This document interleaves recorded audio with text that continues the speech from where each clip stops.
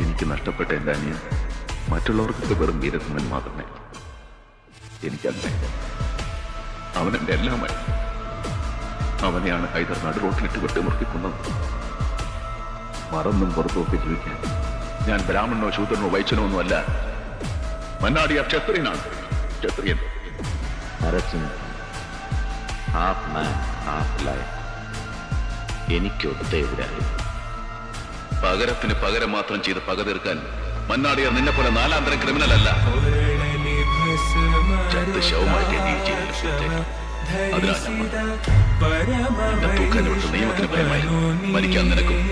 പക്ഷേ രണ്ടിനും മന്നാടിയാർക്കും ഭയമില്ല. ഒരുങ്ങിയിരുന്നോ നീ?